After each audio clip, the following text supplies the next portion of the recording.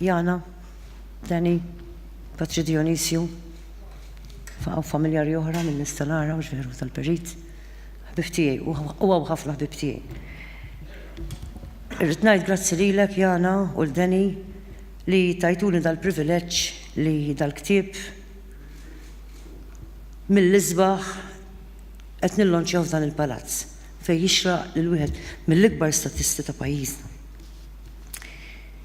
U grazzi mbagħad ta' dal-kompitu li ħadtu biex tiġbru flimkien u lilek Dani li ħadd ħafna xogħol li kienet tajli Jana biex tiġbru flimkien din il-biografija. Din il-biografija li jiena li għattajt 35 sena minn ħajti qrib il-Perit fix-xogħol ta' ħajti l-oħra.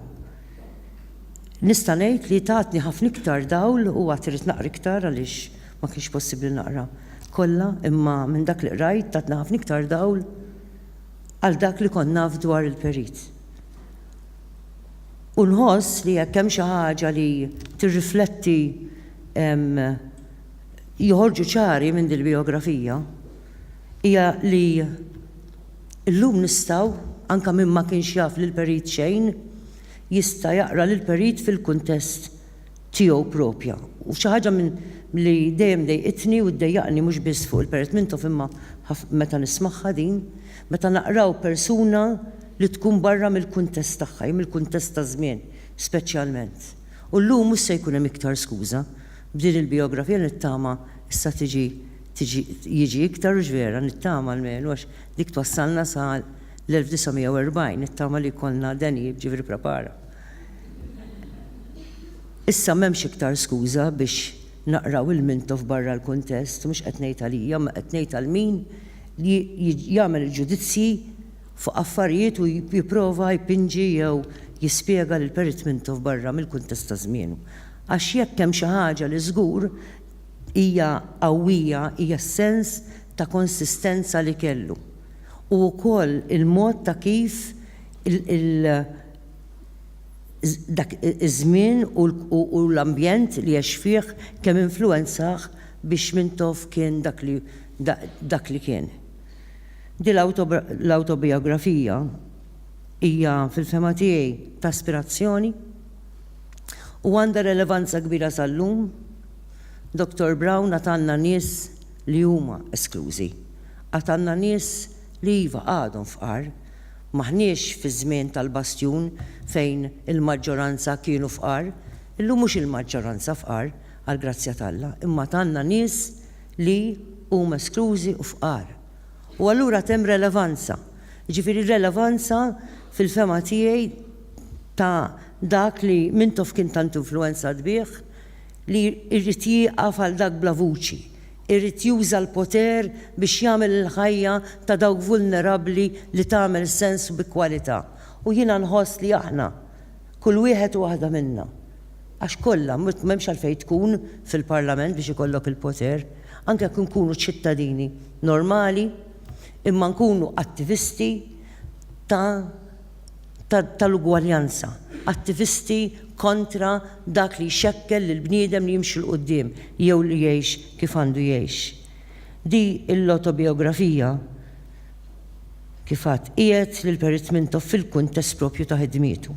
Anzi, nittama li din l-autobiografija tagħti dawl sħiħ lil kull min jinteressah kidmet Mintoff biex jinterpreta ħidmietu fil-kuntest ta' dak li sawru u anke żmienu.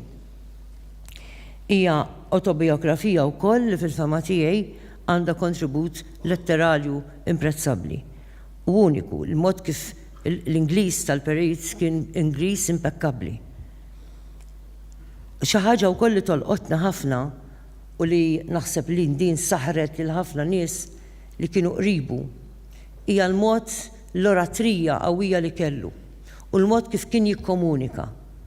Fi żminijiet li ma kenniex komunikazzjoni ta' semmejtu għalin ta' tweets u imma kellu l-mikrofon u sakemm itih il-mikrofon jikkomunika, imma l-istil, il-metodu ta' kif jikkomunika kien mod li bla dubju ta' xejn kien jaġġeb nemmen mhux biss lil min kien jammirah, imma anke lil dawk li forsi ma kinux jammiraw daqshekk. U din fimt iktar jien minn dan li rnexxieli naqra mill-ktieb, Mintoff kien dejjem konxu ta' min għandu qudiemu, kien konxu ma kien imiss il-ħajja tan-nies, ma nesaqat il-mod ta' kif. Tant issawwar fil-ħajja ta' ħaddieħor ukoll, fil-karattru tiegħu u l-valuri tiegħu fil-ħajja, tant kienu ġejjin mill-eruq tiegħu u żammhom li allura anke l-komunikazzjoni tiegħu kien jindirizza b'mod li jassigura li jiftiem minn kulħadd. Mintoff għex fi żmien fejn mhux biss faqar imma anke injoranza taqtaħħa b'sikkina kellna f'dan il-pajjiż. Imbagħad il-kwistjoni fil-fema tiegħi tal-patriottiżmu tiegħu l-imħabba kbira lejn Malta. L-imħabba kbira lejn Malta li toħroġ ukoll minn dil-biografija u li tant ħadem għaliha biex jagħti dik is-sens ta' pride u konfidenza lil Maltin biex jemnu f'pajjiżna u jħossu għandhom dik l-identità. L-għajta ta' Malta Maltija li tant kien isemmi li fil-fema tiegħi għadha titbis għallum u tagħmlitna kburin li aħna Maltin. Xi ħaġa wkoll li tolqotni fir-rigward u di tkellem ħafna fuqha Patri Dionisju fuq l-ispiritwalità ta' Mintoff. Mintoff dem kien madut li kien kontra l-Knisja, ma Mintoff kien kontra il-manipulazzjoni politika u l-kontroll soċjali tal-Knisja f'Malta. Mintoff kellu ħafna ammirazzjoni li sem il-Nazzarenu kien isemmiħ anka fil-żmien li jiena qrib tiegħu meta kien jirrakkonta kien isemmi u kien jaraħ mhux l-ewwel darba li smajtu anka jgħidha jiena din u ħard u toħroġ mill-biografija tiegħu, mill-kitbiet tiegħu li kien ħares lejn Ġesu Kristu bħala l-ewwel soċjalista jew l-ewwel mudell tas-soċjaliżmu ħanin. Mintoff kien jitkellem ħafna fuq is-soċjaliżmu ħanin. U llum jien nista' ngħid minn kitbietu x'kien qed jinfluwenzah. U bat jolqotni wkoll rispett li kellu lejn il-ġenituri tiegħu. Kellu ħafna rispett, jitkellem ħafna fuqhom. Pereżempju jolqotni l-episodju sabiħ meta kien rebaħ l-scholarship għal Oxford u kien mar jgħid lill-papa tiegħu li rebaħ u l-papa tiegħu jitbissem. Probabbilment ma kienx jaf la fejn hu Oxford, la x'inhu Oxford u laqqas għaliex probabbli l-perit kellu jmur Oxford. Imma sa dan it-tant jirrakkonta dan l-episodju ħelu li huwa fil-fema tiegħi laqatni wkoll. Imbagħad pereżempju xi ħaġa li wkoll toħroġ ċara l-uġieħ li ħanajdu hekk kien iħoss lejn in-nuqqas ta' edukazzjoni, ġifieri l-injoranza li sfortunatament il-poplu tagħna kien maħkum biha. Allura mbagħad tifhem għaliex dik ir-rivoluzzjoni siekta kontra istituzzjonijiet antiki bħall-edukazzjoni. Il-mod ta' kif Mintoff għamel rivoluzzjoni sħiħa fl-edukazzjoni. Hemm diversi affarijiet li nistgħu nsemmu l-edukazzjoni obbligatorja ta' 14 sena mbagħad 16 sena, il-ftuħ tal-edukazzjoni wkoll anke vokazzjonali, jekk nibqgħu nsemmu ma nifqux, imma tifhem aktar għaliex l-edukazzjoni ħadem tant fiha biex jiżviluppaw jagħmilha aċċessibbli għal kulħadd. U wkoll rivoluzzjoni fejn għax illiberalizza l-edukazzjoni ma baqgħetx il-ħajja jew edukazzjoni elitista ma saret l-edukazzjoni aċċessibbli għal kulħadd. Jiena natribwixxi wkoll il-trobbija tiegħu riflettiet valuri oħra u karatteristiċi oħra tiegħu, il-karatteristika ta' determinazzjoni, il-karatteristika ta' determinazzjoni, ta' sodizza li tkun taf xi trid u timxi il-qudiem għaliha. U l-aħħar kumment tiegħi biex ma nkomplix intawwal għax hemm ħafna aktar affarijiet, għandha ħafna aktar li sliet. Hija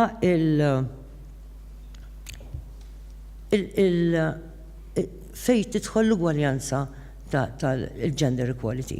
Il-mod ta' kif minn dejjem Mintoff kien jemmen fin-nisa U ma nafx jekk hix l-influenza tommu li forsi kien jara li hija fl-aħħar mill-aħħar probabbilment Patri Dionis jista' idawwalna fuq għali, naħseb li l-mama kienet mara b'saħħitha ħafna, strong in character, għaliex fl-aħħar mill-aħħar rabbitkom għal ħafna ħin waħedha, kontu mhux ħażin u veru. U tfal minħabba li l-papa kien isifer u forsi wkoll kien dil-konvinzjoni jara lill-ommu dil-konvinzjoni kbira u twemmin kbir fil-kompetenza tan-nisa. Isemmi jirrakkonta pereżempju fuq il-mod kif in-nisa u l-irġiel kienu jaħdmu flimkien qabel l-industrializzazzjoni ta' pajjiżna. Jaħdem, tkellem fuq dal-episodju, ħanajtek dil-parti tal-istorja u jiena fimt kemm minn hemmhekk dil-konvenzjoni kbira favur l-ugwaljanza bdejt niftakar ukoll xi episodji li jiena personalment ukoll għaddejt miegħu kien moħħu dejjem biex ikisser il-glass ceiling illum ngħidulu. Dak iż-żmien ma naħsibx ikollna ngħidulu hekk.